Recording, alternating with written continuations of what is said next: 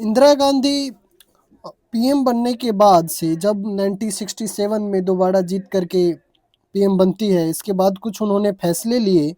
Syndicate से निपटने के लिए वो फैसला अत्यंत महत्वपूर्ण माना जाता है और ये फैसले इस प्रकार के थे ताकि इंदिरा गांधी जी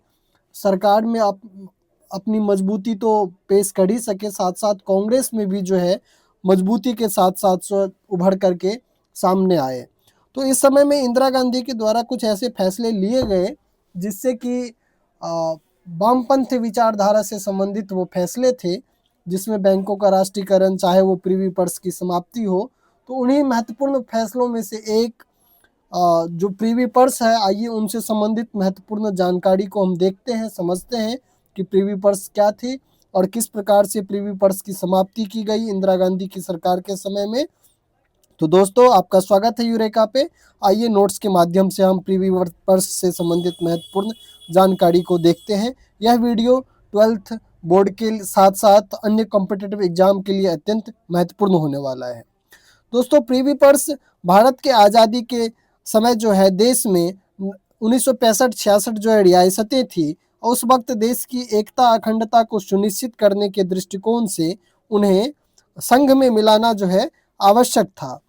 तो उस समय में ऐसा ही किया गया और इन रियासतों को भारतीय संघ में विलय से पूर्व जो है सरकार ने उन्हें कुछ आश्वासन दिया और भारतीय संघ में विलय किया। इसी व्यवस्था को प्रीवी पर्स कहा गया। इसके दो प्रमुख आश्वासन थे जो सरकार के द्वारा उस समय रजवाड़ों को दे करके भारतीय संघ में जो डॉक्यूमेंट ऑफ जो एक्सेशन था उसके ऊपर में जो हस्ताक्षर किया रजवाड़ों ने, तो उससे पूर्व जो है रजवाड़ों को भारत सरकार के द्वारा एवं भारत के जो उस समय के गृह मंत्री थे सरदार वल्लभ भाई पटेल, उनके द्वारा जो आश्वासन दिए गए वो ये थे कि रियासतों के तत्कालीन शासक परिवार को निश्चित मात्रा में निजी संपत्ति रखने का जो है अधिकार दिया जाएगा और साथ ही साथ जो है सरकार की तरफ से उन्हें कुछ भत्ते भी दिए जाएंगे। स्वतंत्रता के बाद की बात है ये, जब सरकार का निर्माण हो गया उस समय में उस समय की चीज़ों के लिए उनको ये चीज़ें कहा गया। और दरअसल जब रजवाड़ों का विलय हो रहा था, वो जो समय था 1947 से लेकर के जो लास्ट जो रजवाड़ों का विलय हुआ वो आप जो हमने पढ़ा था कि हैदराबाद मणिपुर के बारे में पढ़ा था कि किस प्रकार से विलय किया गया था। तो अधिकतर रजवाड़ों को तो आज़ाद होते ही मिला लिया गया था अपने देश में आपसी बातचीत के माध्यम से। तो उस समय में जो आश्वासन दिया गया रजवाड़ों को, ये दो प्रमुख आश्वासन थे कि उनके कुछ अपनी निजी संपत्ति होंगे और साथ ही साथ सरकार के द्वारा उन्हें कुछ भत्ते भी जो है उन्हें और उनकी फैमिली को दिया जाएगा। दोस्तों, यहाँ पे एक नोट करने वाली चीज़ें हैं कि निजी संपदा और भत्ते का जो निर्धारण है, इस बात को आधार मानकर तय किया जाएगा कि जिस राज्य का विलय किया जाना है उसका विस्तार और राजस्व क्षमता कितनी है। यानी किसी भी व्यक्ति को जो भत्ते दिए जाएंगे सरकार के द्वारा, साथ ही साथ जो संपदा रखने का जो अधिकार दिया जाएगा, वो इस बात से तय होगा कि उस क्षेत्रीय विस्तार कितना है, उस जो रियासत था उसका क्षेत्रीय विस्तार कितना है और साथ ही साथ उसका राजस्व जो है कितना क्षमता है। इस आधार पे जो है ये दोनों चीज़ें तय किया जाना था सरकार के द्वारा।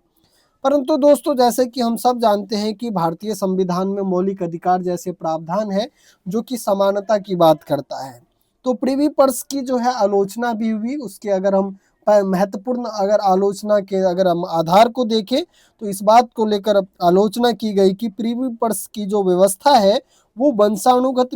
विशेषाधिकार थी। यह भारतीय संविधान के समानता और सामाजिक आर्थिक न्याय के सिद्धांत, समानता समानता का सिद्धांत और सामाजिक आर्थिक न्याय का जो सिद्धांत है इससे मेल नहीं खाता है। दरअसल दोस्तों, भारतीय संविधान में विशेषाधिकार की समाप्ति की गई है और कानून के समक्ष समानता की बात की गई है। तो इस प्रकार से इस आधार पर प्रीवी पर्स की जो आलोचना की जाती थी और जो आलोचक थे वो इस चीज़ के लिए तर्क पेश करते थे कि इस प्रकार से ये भेदभावकारी जो है ये व्यवस्था है। पंडित जवाहरलाल नेहरू भी जो है कई बार इस व्यवस्था को लेकर के असंतोष व्यक्त कर चुके थे। उन्हें भी प्रीवी पर्स की व्यवस्था को वो भी अच्छा नहीं मानते थे। 1967 के चुनाव के बाद इंदिरा गांधी जी ने प्रीवी पर्स को खत्म करने की जो है मांग का समर्थन किया था और उस समय में मोरारजी देसाई जो एक कांग्रेस के महत्वपूर्ण नेता थे और मजबूत नेता थे उस समय में, और इंदिरा गांधी जी की धुर विरोधी भी साबित हुए कई मौके पे।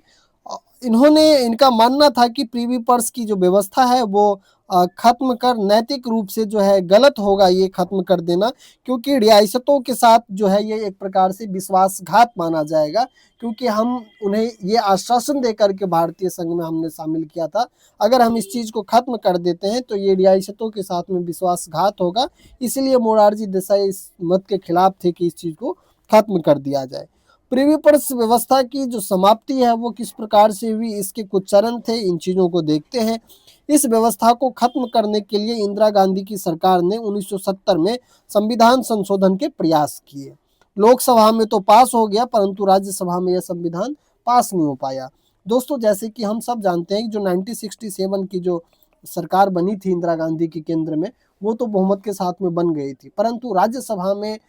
स्थिति बहुत कठिन हो चुकी थी कांग्रेस गवर्नमेंट के लिए, क्योंकि 1967 के चतुर्थ लोकसभा के जो चुनाव थे उस समय पे इंदिरा गांधी कई स्टेट में इंदिरा गांधी एवं कांग्रेस पार्टी कई स्टेट में हार चुकी थी और सरकार नहीं बन पाई थी, तो राज्यसभा में इसका प्रभाव देखने को मिला था। तो इस समय में प्रीवी पर्स जो बिल है वो खत्म करने के लिए जो बिल लाया गया था वो राज्यसभा से पास नहीं हो पाया 1970 में। इंदिरा गांधी की सरकार इसकी समाप्ति के लिए जो है अध्यादेश जारी किया और इसे सर्वोच्च न्यायालय ने निरस्त कर दिया, यानी सरकार ने जो अध्यादेश जारी किया इसे भी एससी के द्वारा निरस्त कर दिया गया, भारतीय सुप्रीम कोर्ट के द्वारा। इसके बाद जो है 1971 के चुनाव में इंदिरा गांधी जी ने प्रीवी पर्स की व्यवस्था को लेकर के प्रमुख मुद्दा बनाया और इसे खत्म करने की बात जो है कही, और ये बहुत बड़ा मुद्दा बनकर के देश में उभरा। और 1971 के चुनाव में इंदिरा गांधी जी भारी बहुमत के साथ में सरकार बनाती है और संविधान संशोधन के माध्यम से जो है 1971 में ही इस व्यवस्था को खत्म कर देती है। दोस्तों, इंदिरा गांधी के कुछ विवादित फैसलों में से एक प्रीवी पर्स की समाप्ति, बैंकों का राष्ट्रीयकरण एवं बहुत सारे ऐसे कार्यक्रम भी चलाए गए उस समय में, जो कहा गया कि इंदिरा गांधी जो कांग्रेस की सरकार है वो दरअसल वामपंथी विचारधारा के अनुसार कार्य कर रही है, और दरअसल ये इंदिरा गांधी के द्वारा जो इस प्रकार के फैसले लिए गए थे वो इसलिए लिए गए थे ताकि लोगों को ज़्यादा से ज़्यादा जो है अपने से जोड़ सके और सिंडिकेट के प्रभाव से जो है निकल सके, खुद को अपने आप को निकाल सके इंदिरा गांधी जी पार्टी में, और साथ ही साथ देश में जो है मजबूती के साथ उभर सके, इसीलिए उनके द्वारा इस प्रकार के डिसीजन उस समय में लिए गए थे। दोस्तों, उम्मीद है कि आपको वीडियो पसंद आया होगा। अगर आपको वीडियो पसंद आया हो तो इसे अपने दोस्तों के साथ शेयर करें, चैनल को सब्सक्राइब करें, वीडियो को लाइक करें। धन्यवाद।